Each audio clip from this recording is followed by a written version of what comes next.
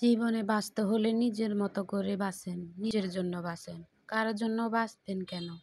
নিজের জীবন নিজে যেভাবে মন চায় এভাবে বাঁচেন।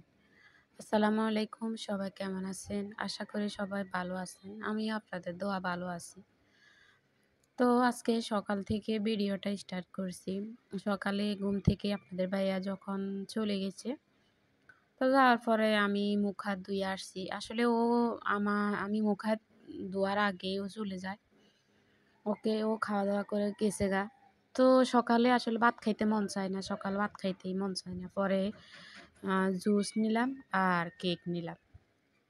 নেওয়ার পরে আগে ভাত বসায় দিছি কারণ গ্যাস থাকে না। গ্যাসে একটু সমস্যা করে আরকি। এদিকে খিদা লাগছিল এর জন্য কেকটা খেয়ে নিলাম।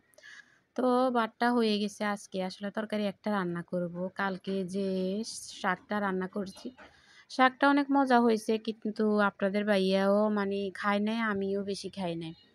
কেন জানি ভালো লাগে না, গরমের ভিতরে কোনো কিছুই ভালো লাগে না। পরে ভাত বসায় দেওয়ার পরে আমার বিছানাটা মানে গোছাতে আসছি।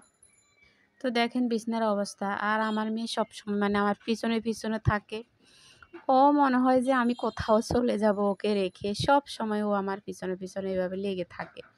তো ওর সাথে একটু দুষ্টামি করলাম। দুষ্টামি করে বলতেছি, "আম্মু তুমি আমার পিছনে এভাবে লেগে থাকো কেন? আমি কি তোমাকে রেখে চলে যাব?" তো ও হাসতেছে।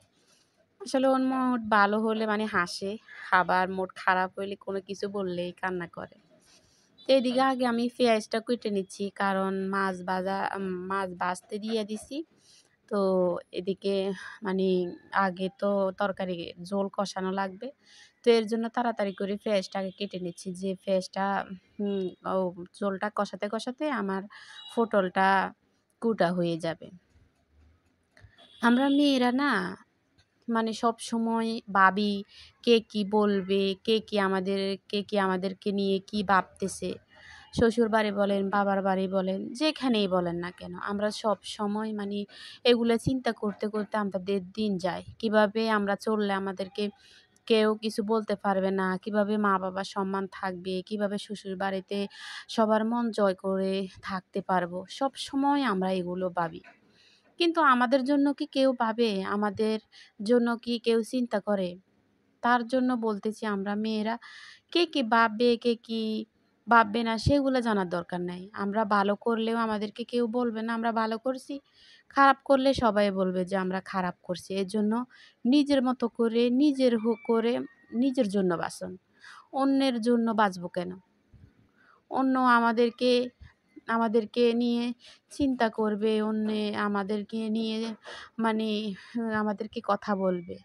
একদিন যদি আপনি না খান, কেউ বলবে না যে আপনি খাচ্ছেন কেন? মানে আপনি খান না কেন? আপনার কি ঘরে কি চাউল নাই? আপনার কি ঘরে কি ভাত নাই?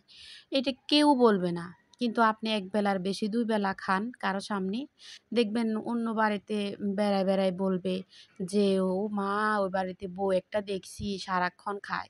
কিন্তু আপনি যদি সারাদিন না খেয়ে থাকেন, ওটা কেউ বলবে না গিয়ে যে আপনি না খেয়ে আছেন, আপনি অনেক কষ্ট করতেছেন। তার জন্য বলতেছি নিজের মতো করে আমরা মেয়েরা বাঁচবো। আমরা কেন সবার জন্য বাঁচবো? আমরা কেন সবার জন্য চিন্তা করব? আমরা কেন সবার জন্য টেনশন করব? কেন?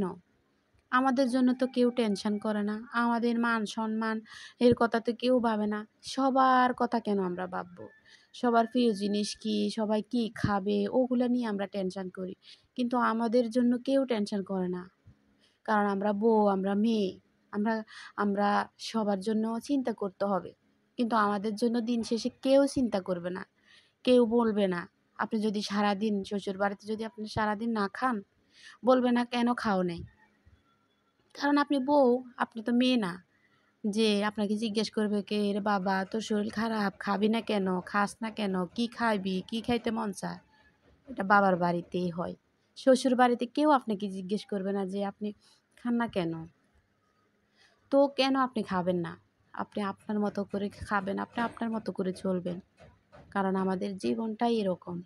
আমরা মেয়েরা কপালে করে এনেছি এটা। আমাদের জন্য কেউ ভাববে না। জীবনে আপনি যদি শ্বশুরবাড়িতে যতই ভালো বউ সাজার চেষ্টা করেন, আপনি কখনো ভালো বউ হতে পারবেন না, কখনোই না। কেউ আপনাদেরকে ভালো বউ হতে দিবে না। মানে ভালো বউ হওয়ার কোনো চান্সই নাই। আপনি যতই চেষ্টা করবেন যে আমি ভালো বউ হয়ে চলবো, আমি ভালোভাবে থাকবো, আমি সবার মন জয় করে থাকবো, ওটা আপনাকে হতে দিবে না। আপনাকে কিভাবে খারাপ করতে হয়, কিভাবে আপনি খারাপ হবেন, সেগুলো নিয়ে টেনশন করবে সবাই।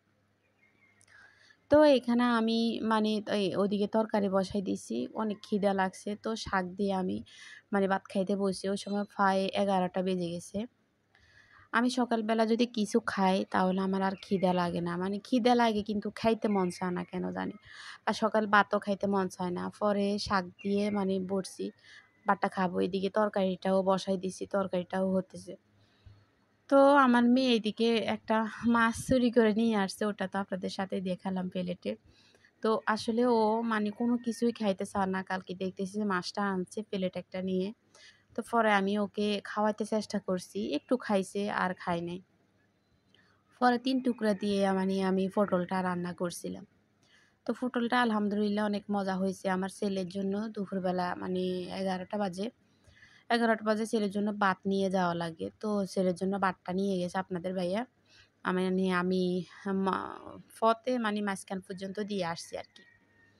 তো দিয়ে আসার পরে আপনাদের ভাইয়া নিয়ে আসছে। ওইখান থেকেই আমার ছেলেকে মানে ভাতটা দিয়ে আসছে।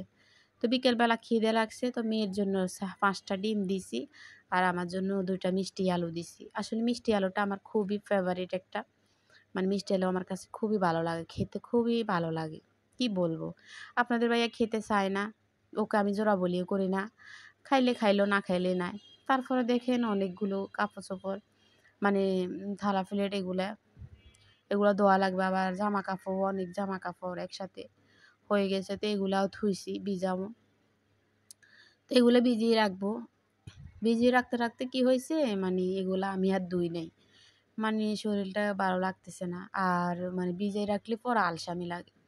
পরে সন্ধ্যা আবার সবার জন্য ডিম সিদ্ধ দিছি।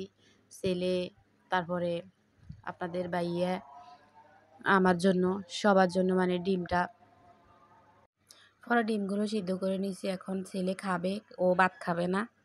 পরে আর কালকে আপনাদের ভাইয়া ৫ কেজি দুধ আনছিল। দুধগুলো গরম করে নিছি। আপনাদের ভাইয়াও খাবে, আমিও খাবো। শরীরটা খুবই দুর্বল আজকে অনেকদিন যাবৎ। সবাই ভালো থাকবেন, সুস্থ থাকবেন। আল্লাহ হাফেজ।